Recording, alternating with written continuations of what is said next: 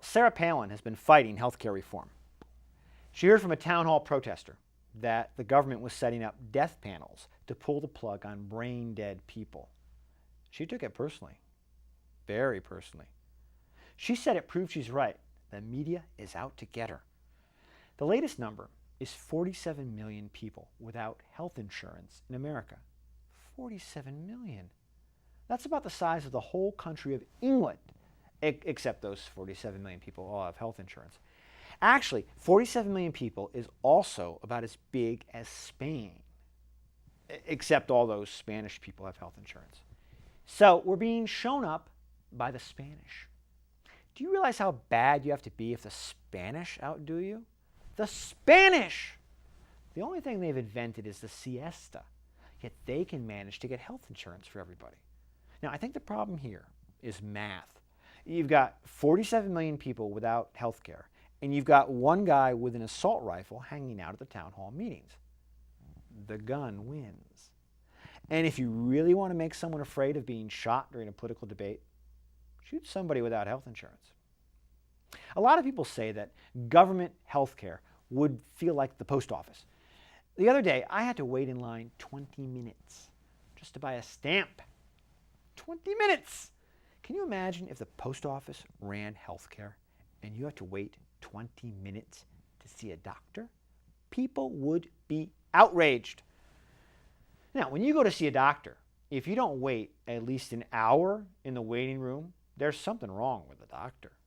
Seriously, I had an appointment at 10 last week. I showed up at 10, and they said the doctor was ready for me. I said, what? I'm not going in there. That's no doctor. That's a death panel. Do you realize what would happen if Americans no longer had to wait 2 hours to see a doctor? We'd all have to start buying magazines again.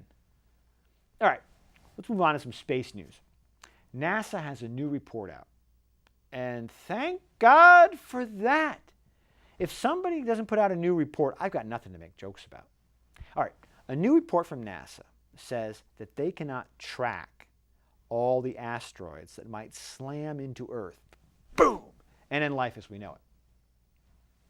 Now, Rush Limbaugh jumped on that story. He said Obama's health plan not only has death panels, it has death asteroids.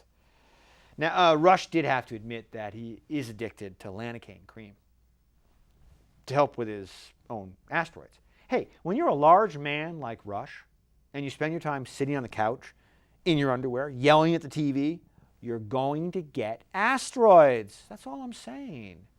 Now, I'm kidding. I always kid Rush. That's just because he has no idea who I am. All right, so NASA cannot ensure that all the asteroids are covered. But it's okay. NASA is leaving it up to the private sector.